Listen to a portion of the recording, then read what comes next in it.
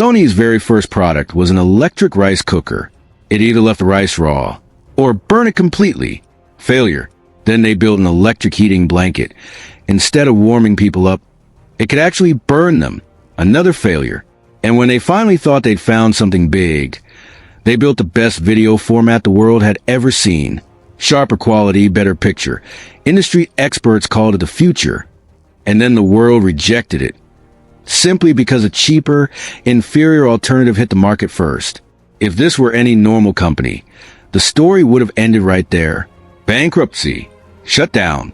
Forgotten. But this was no normal company. Today, the phone in your hand, the sensor behind its camera might be theirs. The last movie you watched in the theater, they probably made it. The game you stayed up till 3 a.m. playing, they control that too. The song you're listening to right now, the headphones on your ears, the camera that filmed your wedding, it's all coming from the same place. And here's the most shocking part. You don't even know it. This is the story of a company that should have failed in every possible way. Born in a war-torn Japan with no money, no experience, and a first product that literally didn't work. But today, this company has spread so far and wide that you couldn't escape it even if you tried. And by the time this video ends, you'll know exactly how. Akio Morita was never supposed to build a technology empire. For 14 generations, his family had run the same sake brewery, passed from father to son like a sacred inheritance. By age 10, he was already sitting in on board meetings, being groomed to inherit a legacy that had nothing to do with machines. But young Akio didn't care about brewing rice wine. He cared about wires, circuits, and radios. And when he begged his father to let him study physics instead of economics, his father said yes. That single decision would end up saving his life. When Japan went to war, the military drafted almost every able-bodied man to front lines. But because Akio had studied engineering, he was pulled into weapons research instead, designing technology instead of dying for it. And it was there inside a wartime Navy lab that he met the man who would change everything, Masaru Ibuka. The two of them hated what they were building. Weapons. Destruction. They dreamed instead of creating things that made ordinary people's lives better. But the war wasn't done with them yet. In August 1945, it ended catastrophically. Japan surrendered. And the country the two engineers returned to wasn't a country anymore. It was ash. Entire cities had been firebombed into rubble. Nearly half the population had no home. People froze to death in the streets. Law and order had collapsed so completely that young women were trading survival for food, and young men were joining the Yakuza just to eat. This graveyard of a nation is where Masaru decided to start a company. Not out of desperation. Out of belief. He wanted to build a place where engineers could create without limits, no matter how insane the timing seemed. His first idea barely worked. His second idea was worse. But here's the twist nobody talks about. It wasn't a groundbreaking invention that saved his company from dying in its first year. It was something almost embarrassingly simple, and it came from the last thing anyone expected the Japanese government to have quietly sabotaged during the war. During the war, Japan's government had gone into people's homes and physically cut the wires inside their radios, so no one could receive foreign broadcasts. Now the war was over, and across the country, millions of radios sat broken, silent, useless. Masaru saw an opportunity nobody else did. He started fixing them. It wasn't glamorous. It wasn't revolutionary, but it worked. And it worked so well that a major magazine wrote about his little repair shop. That article reached an old friend, sitting miles away, wondering what had happened to man he once built weapons with. Akio read it, and within days, he was standing in Masaru's shop again. There was just one problem. To build something real, Akio needed his father's blessing, a father whose family had run the same brewery for 300 years. Akio expected resistance. Instead, his father did something no one saw coming. He handed him startup money and let 3 centuries of tradition end without a fight. In 1946, with that money and a small team of engineers, they founded a company with a forgettable name and no product to sell. Their first real attempt, a government tape recorder, barely made a dent, but it taught them something more valuable than money: how to build. Then came the moment that changed everything. A tiny American invention, called a transistor, was being licensed out to the world. Akio flew to the U.S. and negotiated like his company's life depended on it. Because it did, he got the license. But on that same trip, something else broke him. Standing beneath American skyscrapers, then walking through a rebuilding Germany, Akio realized how far behind Japan truly was. The final blow came at dinner. A waiter placed a small paper umbrella on his dessert and proudly said it was made in Japan, meant as a joke about cheap trinkets. Akio didn't laugh.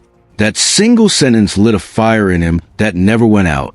He decided, right there, that made in Japan would stop being an insult and start being a warning to the entire world. But turning that transistor license into an actual product meant solving a problem so brutal, it nearly bankrupted them before they even began. When they tried mass-producing transistors, over 95% of them came out completely broken. They were almost out of money, and they were about to bet everything on a machine most people thought was impossible to shrink. 95% failure. That's what they were staring at. Almost every transistor they built came out broken, useless, unsellable.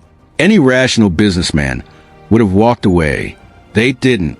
Year after year, they refined the process until finally in 1955, they had something that worked. Japan's first transistor radio. But Masaru wasn't satisfied. He pushed his engineers further, smaller, until they built what they called the world's first pocket-sized radio. There was just one embarrassing problem. It didn't actually fit in most shirt pockets. So instead of fixing the radio, they fixed the pockets.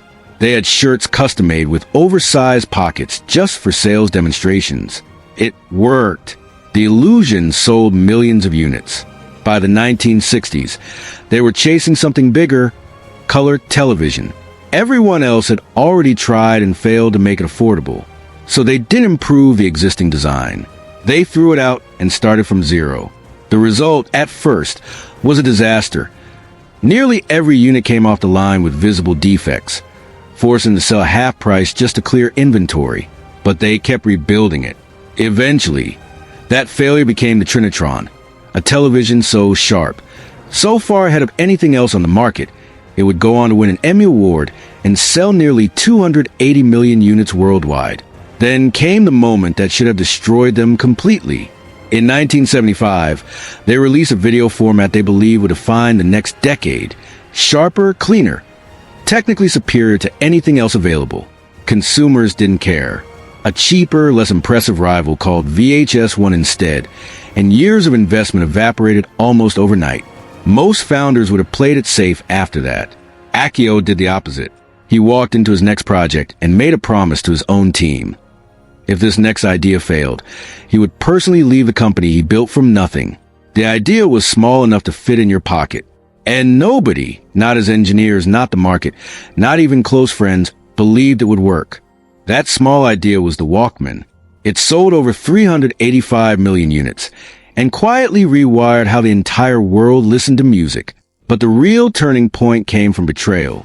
Sony helped Nintendo build a CD-based add-on for their console until Nintendo secretly partnered with someone else behind their back, using Sony's own research. Furious, Sony finished the project alone. What was almost a Nintendo PlayStation became the Sony PlayStation instead, and went on out to sell its rival nearly 20-1.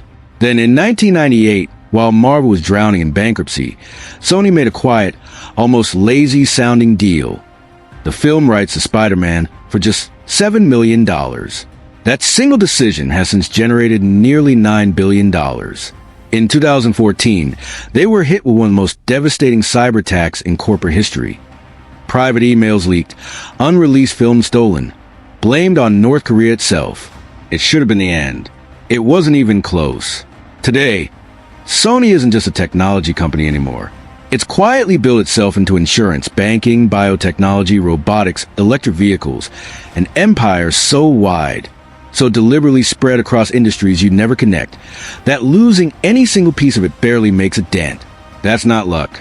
That's a strategy most companies are too afraid to attempt. Refusing to depend on just one product, one industry, one bet. So next time you pick up your phone, watch a movie, or put on your headphones, ask yourself how many of those moments actually belong to the same company. If this story surprised you, imagine what Sony's biggest rival has been hiding. Hit subscribe, because that story is coming next.